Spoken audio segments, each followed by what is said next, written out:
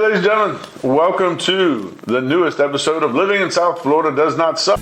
Hey guys, welcome to Living in South Florida Does Not Suck. This is Andrew Burr from the Andrew Burr Group at the 𝐂𝐤𝐴 Company. We can't wait to get started. And I have my guest here, Mr. David Berns, B-E-R-N-S, just like Burns Steakhouse, my favorite steakhouse in Tampa, Florida. And David is going to tell us all about his very, very long journey to South Florida. Right, David? My pleasure to tell you all about my journey. Where'd you start?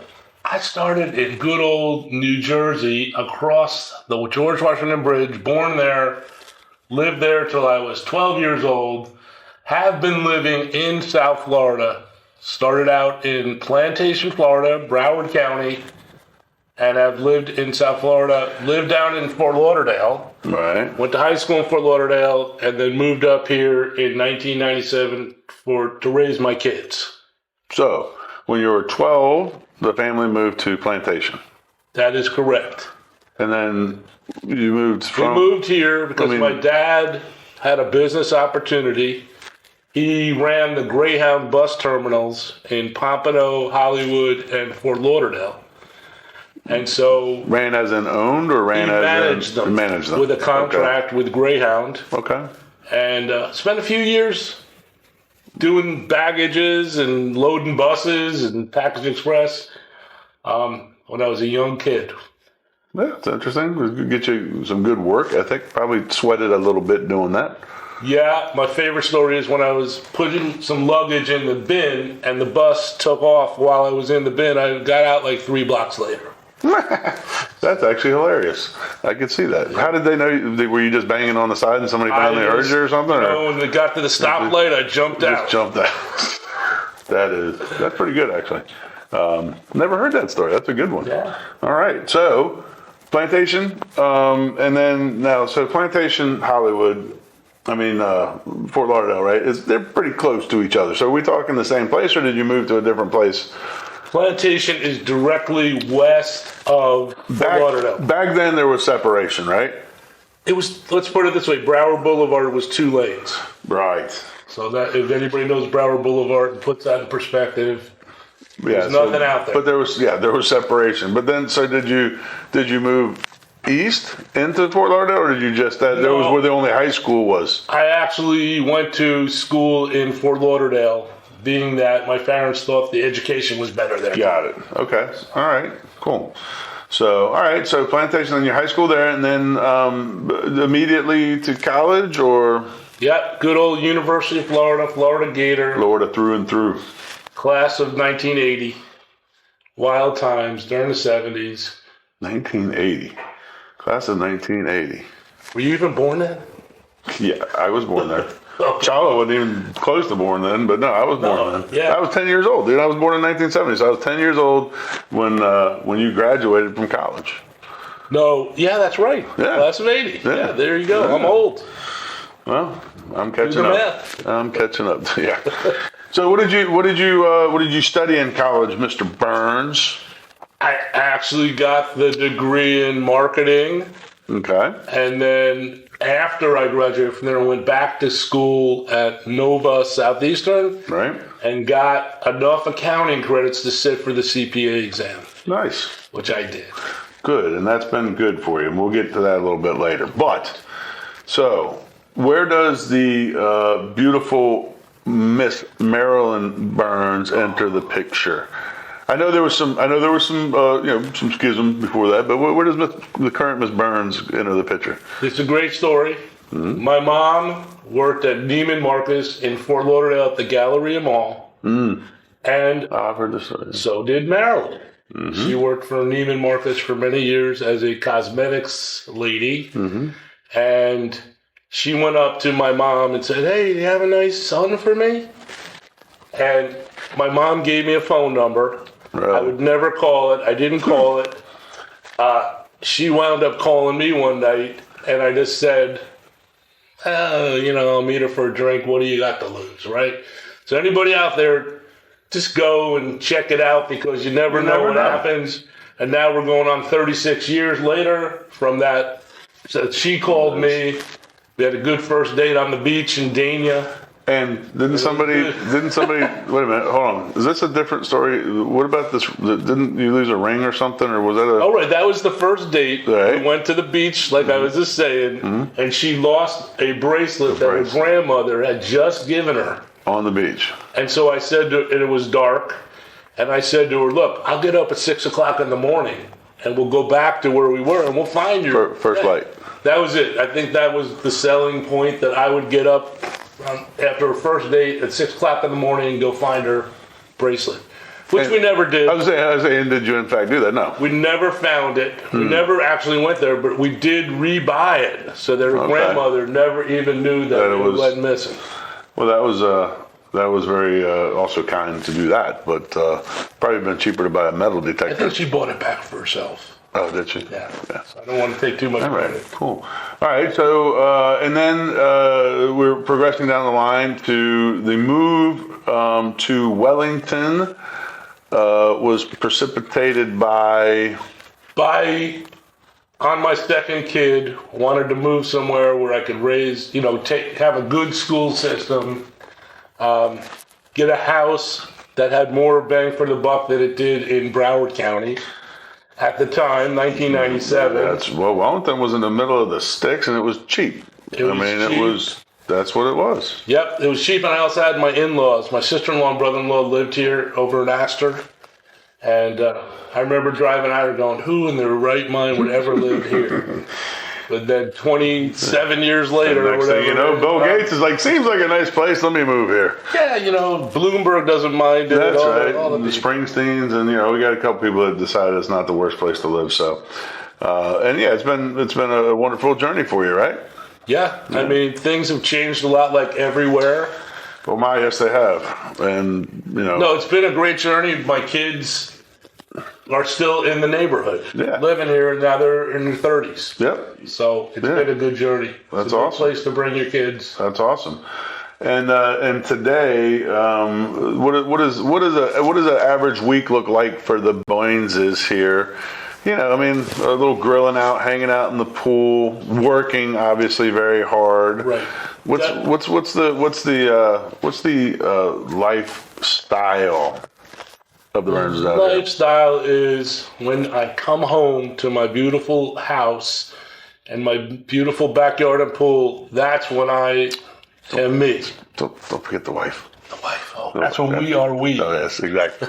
And after June 5th, I better make sure I get something for her. That's our 36th. Oh, nice. All right, yeah. We're right around the corner. Yeah. Well, that's good. Yeah, and one of the nice things about the Wellington area in particular, let's say the western communities, because rural farm I would include in this as well. Even parts of the western side of the Lake Worth corridor, etc. Especially if you bought in around that time, and it was a bargain buy.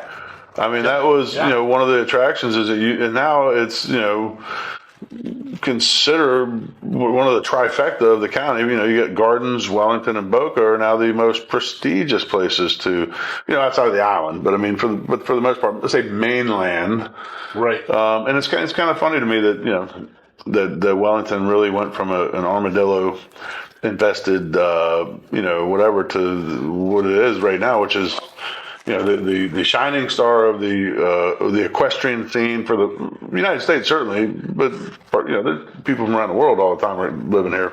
Right. They come here from all over, and it has become such a mecca for so many other things, businesses, medical corridor. I mean, we have a huge medical corridor that's been built up around here.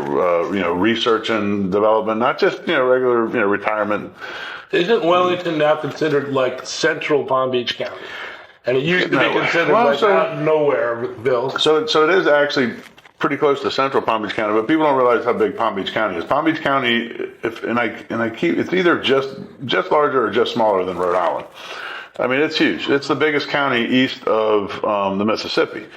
You go out west, you start to get counties that are the size of Nevada in some of these states or whatever. But Palm Beach County is massive, and it goes all the way out to Lake 𝐂𝐭𝐡. Right. So if you go north to south, you got Jupiter in the north, Boca in the south, Boca Raton in the south, obviously the ocean, and then the lake. So we are, if you're just making that thing, we're definitely central Palm Beach County. But Even when I first moved down here 30 years ago, or whatever it was, most everything was east of, military at best. A lot of it, I didn't even know life existed east of probably A1A when we were, young in here. Right. Because everybody wanted to be on the beach and do whatever in the military. And then all of a sudden, next thing you know, you get out here to, you go past military and, Boynton Beach, there were cows in the freaking, wandering across military. When the old Motorola plant was the big, that was in Boynton. That was the big employer in town and stuff. And I would say that when I first moved there were a lot more cow fields. Oh yeah. There was no mall. No. There was no Wellington Green Mall. Nope. It was all farmland and 441 was 2 lanes. Yep. Or 4 lanes maybe, and now it's crazy. Now everywhere you go, there's action. Yep. And that's and. We have, I think we're getting, definitely in Palm Beach County, we're getting close to where we're out of space. Built out. I mean, we're built out now. We're tearing down, rebuilding, building up rather than whatever, and everything's pushing up a little bit into Martin and St. Lucie counties. But that's because Miami, Dade, and Broward, forget about it. You got nothing. I mean, it's just. And actually, it's funny because whenever I drive down to my 𝐂𝐨𝐴 house, I take the Sawgrass. And it just blows my mind when you're driving along the Sawgrass and you look to the right, and there's the Everglades. Oh, yeah. And there's a little dike holding the Everglades back. And then if that dike breaks, especially in the rainy season, it's crazy. It's going to flood all the way to friggin' Miami. But to me, it's just fascinating. I was thinking about that earlier. Here in Wellington, we're not that far from that. No, we're not. No, the Glades is right there. The Glades is right there. Right.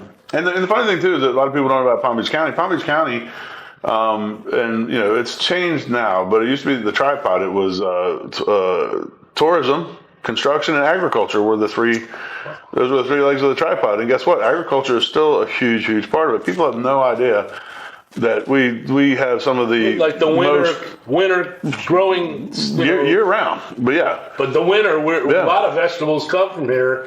We've been on tours of that where they have heads of lettuce and all these vegetables that we're eating. We are absolutely the largest producer of Chinese leaf or Oriental leaf vegetables.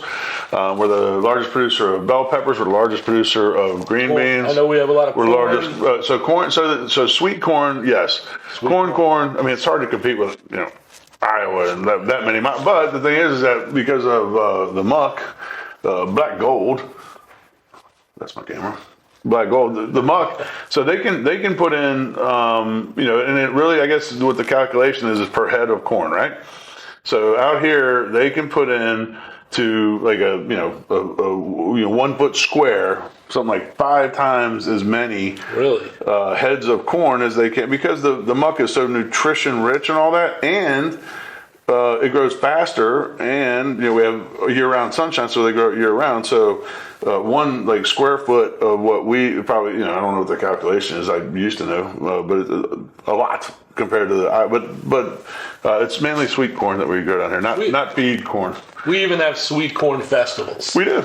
We have sweet corn festivals. Really good corn. My office here, we do a fundraiser, or not a fundraiser. We do a food drive for the Church of God in 𝐂𝐭 every year. And this year we did great. We had just tons. I don't know how many truckloads of food we took out there. But it was awesome, and they're very appreciative. And when the sweet corn comes in, guess what? They'll be stopping right by here, and they usually drop off 3 or 4 cases right at the. It's the best. It's amazing. It's the best. Amazing. But yeah, it's crazy how big the county is. And yes, we are central, and now it kind of almost feels like, because now we're building out to the 20-mile bend, which is 20 miles inland from the intercoastal. But that's about it. We're kind of tapped out then, because the rest of the ag reserve, even though they did some change and then trading some stuff out to whatever to make things work with where things are. That's all reserved now. I mean, it's nothing. I don't think they can't even take that land for anything else. I don't think so. Although, I mean, never say never. But right now it seems as if we are out of, and we're definitely out of big tract land. So, anyways, that's changes that you've seen. I mean, that's a massive changes from. But it's been, beneficial to most of the people that, live out here and that have decided to do the same thing you did. They came here when they were younger and they were, yuppies. Like, were you a yuppie or no? I don't No, I was a dink for a while. Yeah, don't. But all right, we're not going to get into. We're not going to get. Dink was 80s, good. 80s. Dink was good. Nomenclature. But am I yuppie? Nah, too yuppie. But listen, what happens? There was an awful lot of people that felt the same way as you, and they came out there for the same reasons. So all the Western communities, and now it's been it's been a boon. I mean, a lot of it has been the value of your homes and things like that, which is exponential. But and it's been a good. I'll just give you an example. I moved here for the kids to raise the kids, and now my a lady that works for me for 12 years has a 5-year-old daughter. Hey, Viv. She lives here. Hey, Viv. She lives here now because of her daughter. She's so happy here with all the things they got going on for the kids, and the schools. Listen. She's made a life for herself out here. It's a great place to raise your family. It is. I mean, and the village has done a really good job of building more and more stuff. More and up keep on working on it. Parks and recreation, social activities. We were rated in some magazine as a top. Several times over the past 5 years, we've been rated as a top. We were rated as a top place to retire one time, which I didn't really understand. But Condé Nast, I think, has top 5 places in the United States to live. There was a couple. It might have been Forbes that had another. But yeah, it's been quite a few. I mean, Wellington gets mentioned, nationally on a national stage, and not just for the equestrian stuff. And like I said, but all of South Florida has experienced kind of a burgeoning economic growth because a lot of businesses have actually moved down from northern states.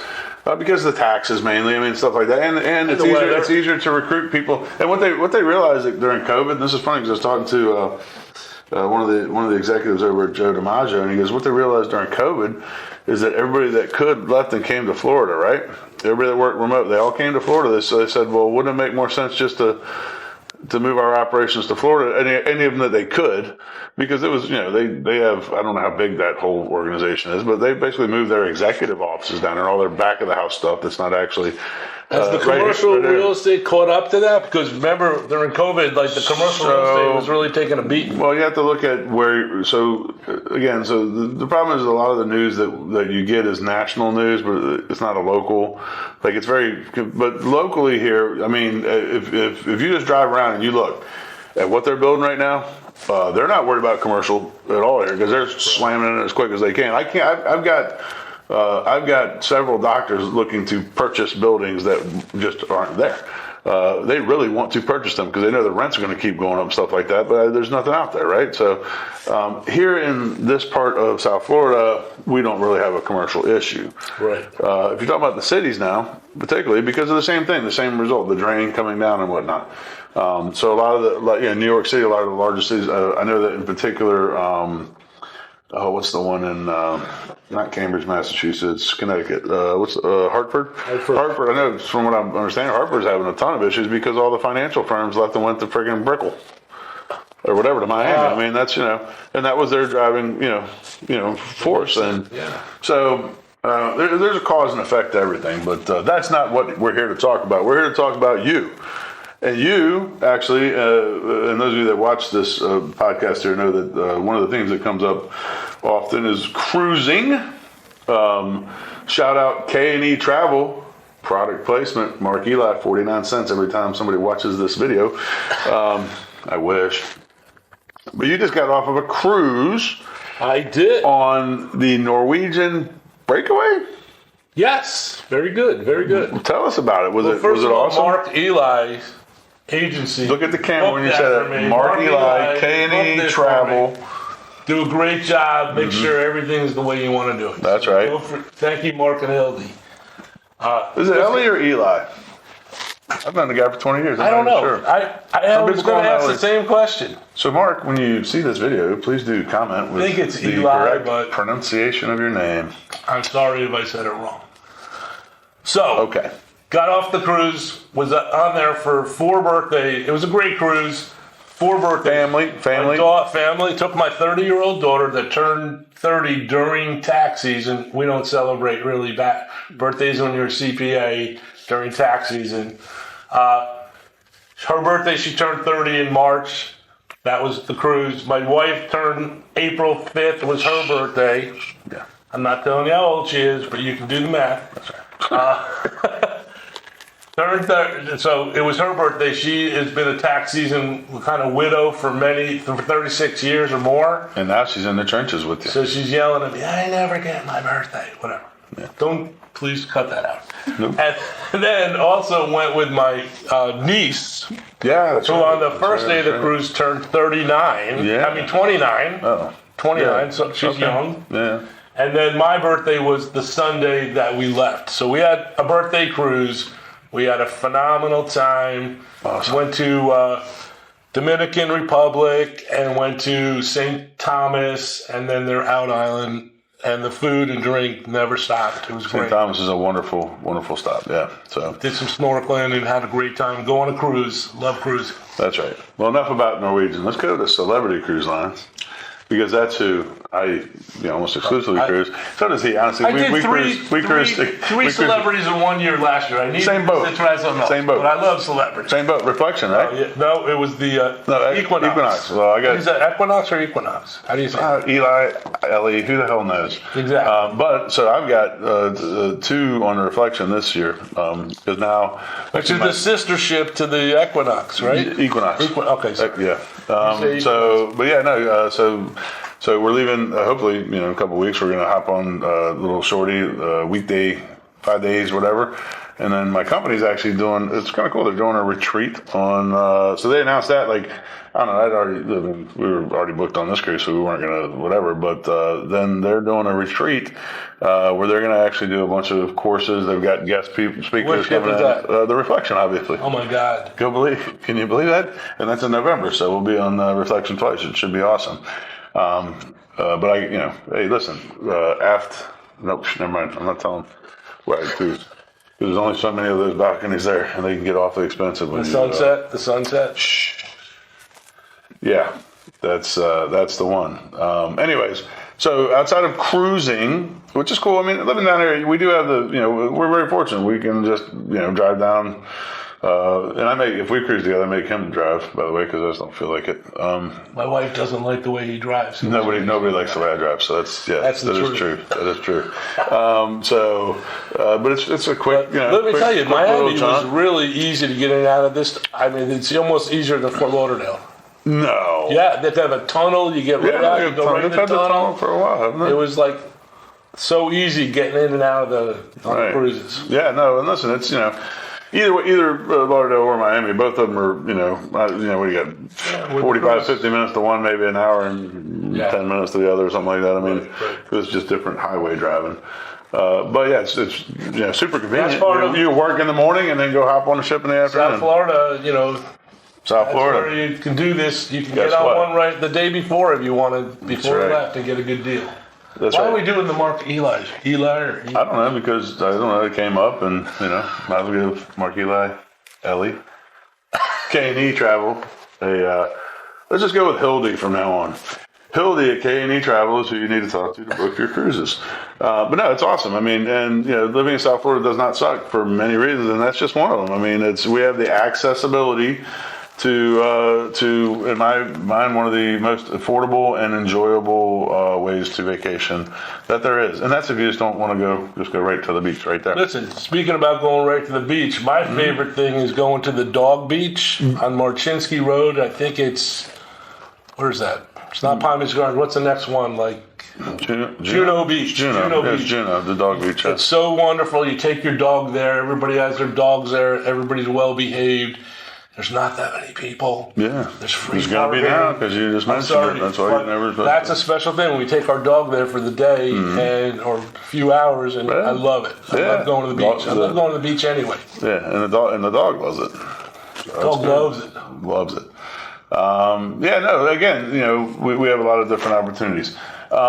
Before we wrap up here, because I don't know, we're probably close to wrap up time, right? So the one of the things that I also like to talk about here, because people are always interested in our fine dining situation here in South Florida. I happen to recall you mentioning that you really want to get to a particular German restaurant that's been around actually forever. It's not one of the new ones. It's not like a Blued. It's not like fancy, but it's a restaurant that's been around forever on Marina Mile in...